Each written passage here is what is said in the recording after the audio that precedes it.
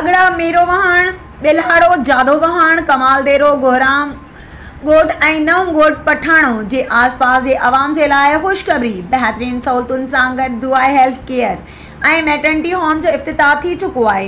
हिते sugar, blood pressure, ॿारनि जो इलाज, रत जी बीमारियुनि ऐं औरतुनि जे हर क़िस्म जी बीमारियुनि जे माहिर doctor Tahmina Zahid, general physician, MBBS, RMP गाइनाकोलॉजिस्ट। हिते औलाद जे वक़फ़े, फैमिली प्लानिंग ऐं बे औलाद जे इलाज जे लाइ माहिर डॉक्टर तहमीना ज़ाहिद। दुआ हेल्थ केयर क्लिनिक ऐं मैटरनिटी होम अलबरकत पेट्रोल पंप सां गॾु अगड़ा रोड गंबड़। रोज़ाना टाइम मंझंदि 4 बजे खां राति 8 बजे ताईं। राब्ते जे लाइ 0334 8855 555 0306 665 8855। खुशखबरी खुशखबरी खुशखबरी। अगड़ा मेरोवहाण बेलाड़ो जादोवहाण कमालदेरो गोहराम गोट ऐं नए गोट पठाणो जे आसपास अवाम लाइ ख़ुशख़बरी।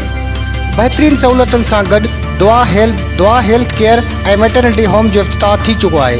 हिते शुगर, ब्लड प्रेशर, ॿारनि जो इलाज, रत जे बीमारियुनि ऐं औरतुनि जे हर क़िस्म जी बीमारियुनि जी माहिर doctor Tahmina Zahid, general physician, MBBS, RMP गाइनाकोलॉजिस्ट।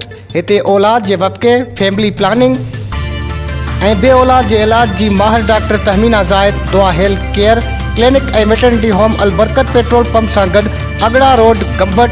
रोज़ाना टाइम मंझंदि 4 बजे खां राति 8 बजे ताईं। राब्ते लाइ 0334 88 55 555 0306 66 58 855।